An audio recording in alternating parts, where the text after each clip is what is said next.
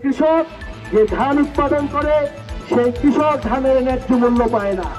বেসরকারি সিন্ডিকেট এবং মধ্যস্বত্বভোগীদের দুর্নীতির কারণে কৃষকরা ন্যায্য মূল্য থেকে তাদের অধিকার থেকে তারা বঞ্চিত হয়। জুলাই গণঅভ্যুত্থানের 1 বছর পূর্তি উপলক্ষে সারা দেশব্যাপী আমরা দেশ গড়তে জুলাই পদযাত্রা কর্মসূচি নিয়েছি।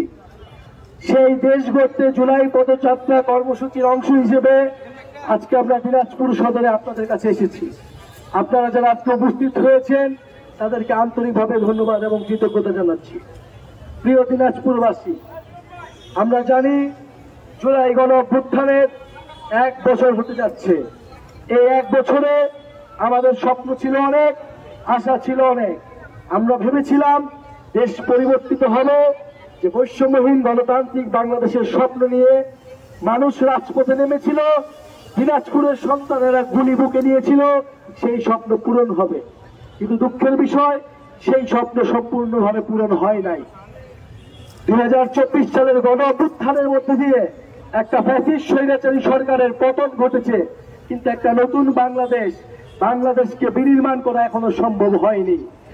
আমরা দেখতে পাচ্ছি যে সেই স্বৈরাচারী সরকারের, সেই ফ্যাসিস্ট সরকারের কাঠামোকে এখনো রেখে দেওয়ার চেষ্টা করছে।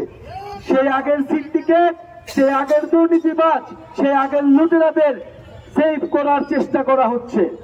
প্রিয় বন্ধুগণ, আমরা বলতে চাই যে বাংলাদেশের মানুষ, বাংলাদেশের ছাত্র তরুণরা রাজপথে নেমে এসেছিল নতুন কাঠামোর জন্য, নতুন রাষ্ট্র, নতুন দেশের জন্য।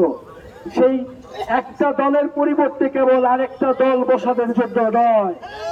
প্রিয় দিনাজপুরবাসী, আমরা সেই 24-এর গণঅভ্যুত্থানের অসম্পূর্ণ কাজ সম্পূর্ণ করার জন্যই মাঠে নেমেছি।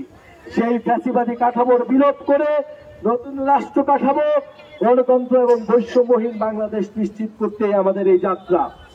প্রিয় দিনাজপুরবাসী, আমরা জানি দিনাজপুরের মাটি ইতিহাসের সাক্ষী।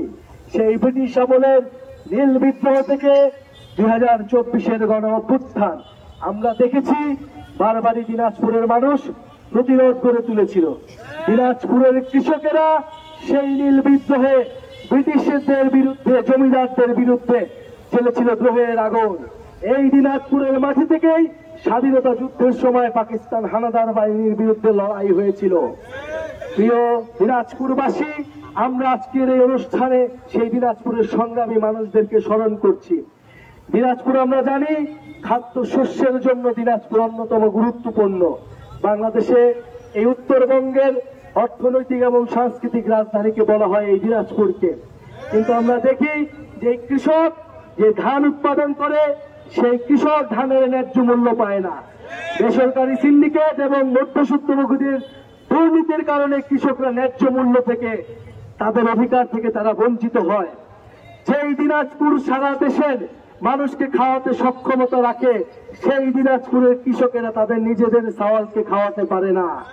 বন্ধুগণ, এই দেশ আমরা চাই না যে দিনাজপুর উৎপাদন করবে, ঢাকা ভোগ করবে, এই বৈষম্যের দেশ আমরা চাই না।